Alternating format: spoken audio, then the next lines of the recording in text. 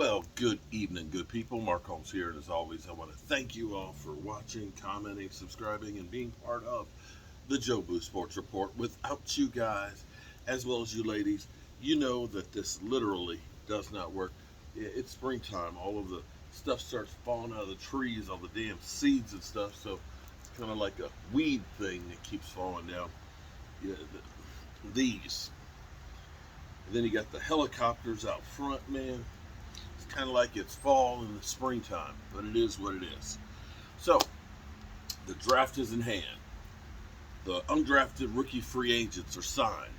And there's a possibility that the Cowboys look to maybe bluster the roster with some free agents in the next wave of free agent agency. We'll have to wait and see. But, you know what? They did, I think, actually a good job. We killed Stephen Jones and Jerry Jones all off season about not going all in on free agency. Well, okay, let me stop there. Going all in would be them actually doing something. They didn't even go in on free agency. They decided we are going to build through the draft and, of course, undrafted rookie free agents. We'll see if that's going to be enough. It seems like this year, more than any other, that they really and truly sharpened their pencils and did a lot of homework on it. And it seems like they have changed the narrative on this roster. I think this is, and maybe I'm wrong. A lot of times I try to infer stuff, and it doesn't mean that I'm going to be right or wrong or indifferent. It's just me giving you my interpretation and ideas and thoughts on things. But see, let's take a look at three of the guys that are no longer here. Amari Cooper, who is a great talent, okay? And I'm not saying this to try and sully anybody's name. I'm just trying to say what possibly might be the thought process. Amari Cooper, incredible talent, incredible route runner, but sometimes you wonder, is Amari Cooper all there? And Amari Cooper is not that rah-rah, showtime kind of player that doesn't exactly get right with Jerry Jones. And with Jerry Jones, whether you agreed with it or not, kind of put down the gauntlet after Michael Irvin basically said, why wouldn't you do everything you can to make sure that you are there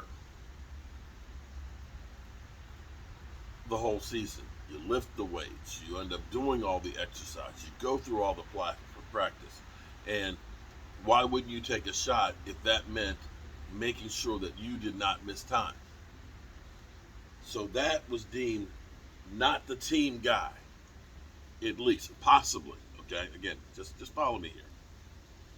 You think about Lyle Collins missing those games because he did not take the drug test. Whether it was because he knew he was going to fail or for whatever reason.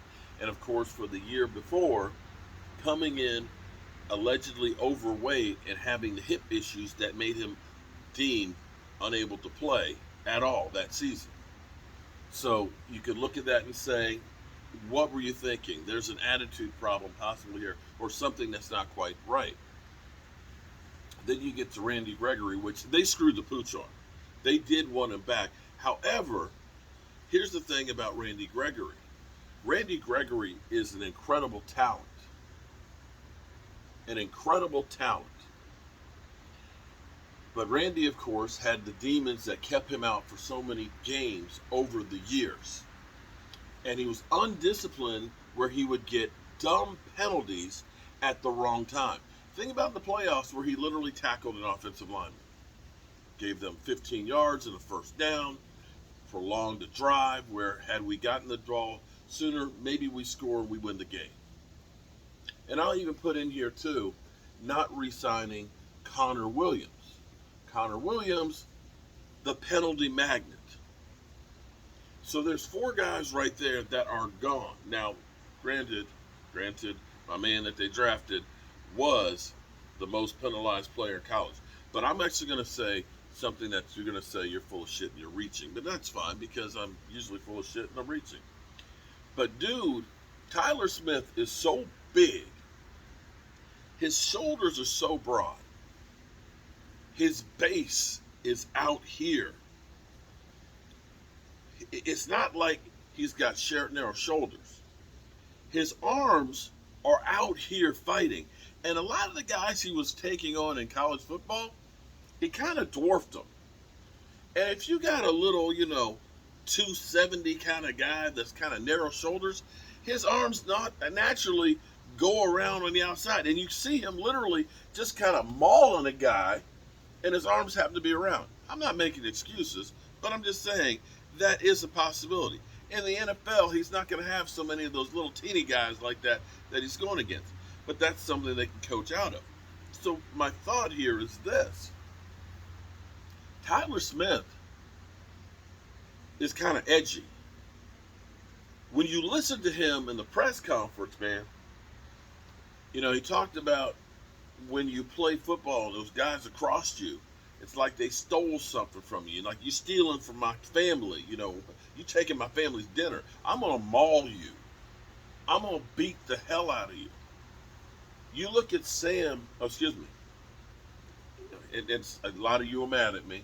Okay, go ahead. All right, so yeah, it is what it is. Okay, I said there's no longer any Sam Williams. It's now D Williams. Okay, he said you can call me D, but you can't call me Sam anymore. You can call me D because that's his middle name is D Garrett. DeGarrett.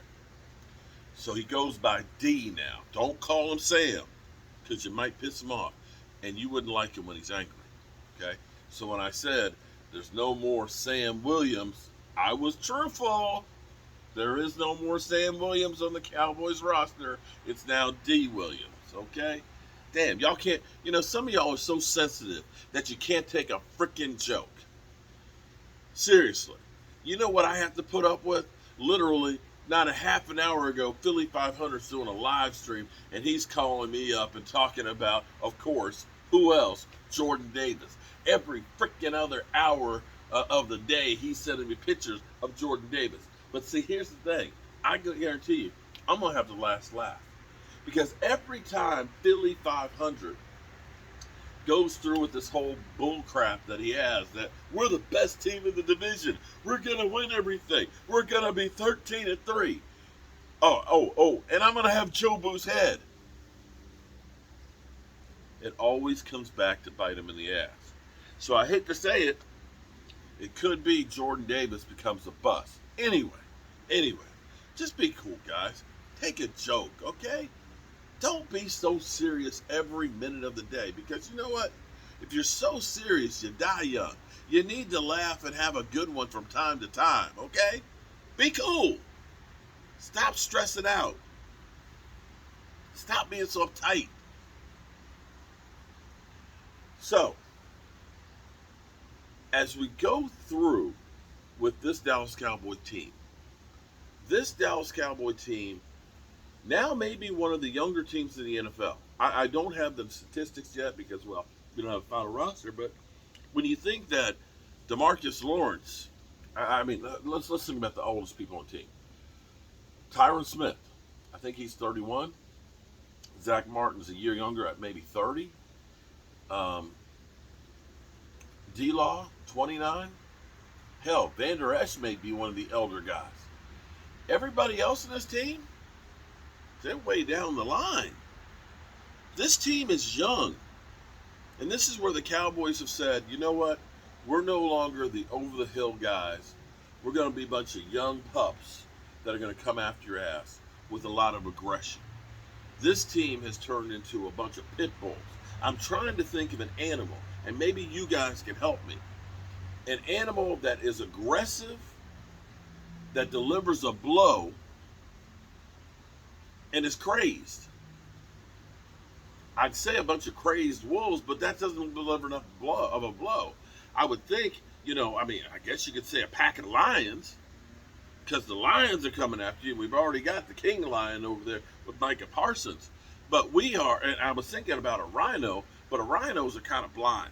They don't have good sight. They can't see stuff. In fact, they say if a rhino is out there, like 30 feet away, that if you just don't move, he can't see you. So I don't know that rhino is what I want them to be. But you understand what I'm saying? That the attitude of the guys that they have are going to be very, very aggressive. They're going to be guys that are going to come after you. And this is where I look at this and I think of Dan Quinn, because Dan Quinn loves the fast and physical. But not to be outdone. You know, Jerry Jones, he was talking about Mike McCarthy. In fact, I'm Coach Jerry here. Okay. Yeah, he did. He called himself Coach Jerry. But he said, that Mike McCarthy, he's been going around in the war room there and telling us the type of guys that he wants to get that are aggressive and angry. I hope, since his ass is on the line, he was telling you exactly the type of players that he wants to have on here, so that way he can be the one that tries to save his own ass. That you're not the one putting the people in there that for him to have to cook the groceries with. You know what I'm saying? Back to Bill Parcells. Because if I have to put my ass on the line, I want to make sure I do it the way that I want to do it. And that still remains to be seen. Looking at what the draft experts have said, for the most part, you're seeing B's, B pluses. Most experts are saying that the Cowboys helped themselves, which kind of scares me because, generally speaking, the experts are usually not that good. I think they said we had like a C plus last year, or a C, and some people had us at a C minus. In fact, the last few years, they always have the Cowboys that it's a bad draft. They said the 2016 draft was, horrendous. Dak Prescott. Boy, they couldn't get themselves a quarterback. They couldn't trade up. They tried to get Paxton Lynch and Connor Cook, and they failed. They ended up with Dak Prescott. Who drafts a running back in the first round? The Cowboys. They suck. But you look and you saw Cowboys in the 2016 draft got quite a few players, quite a few good ones that were a flash in the pan, but still. So you don't really know what these guys are going to do. And a lot of them, of course, hold on. Excuse me. A lot of them, some of them, aren't going to make the roster. This is the fact. We get excited about everybody, but the reality is a lot of them won't make the roster. And some of them make the roster and may never make the field. But what you need is, about 3 or 4 of them to make an impact. If we get that, if Jake from Wisconsin can end up being a decent starting tight end that can block and catch the football, and the Cowboys are able to do 12 personnel, we're in great shape. If Ty Smith can end up being a starting guard that doesn't have 13 penalties and doesn't get lifted up and dropped in Dak Prescott's lap, we've done good. If the player formerly known as Sam, who's now D, like Billy D in Colt 45, D can help us forget about Randy Gregory on the outside. If my big man in the middle can help clog up the middle and reduce that 4.3 yards per run that we give up and help drop it down to maybe 3.3 per run play, then we've had a great draft. If the wide receiver that we have, who's 6'2", can end up getting about 700 yards in receiving, we've done fantastic. You follow what I'm saying? We've got some pieces and young guys that are going to get an opportunity from Jump Street to be a big part of this team that will be young, hungry, and healthy. And that's where we need to start, because the guys they're replacing, again, Connor Williams, tons of penalties, and sometimes you look and say he just can't hold up. He gets out muscled. Lyle Collins, who missed all of one season and 7 games of another, and still kind of disappointed. Amari Cooper, good some games and non-existent some others. Randy Gregory, 3 penalties in a playoff game.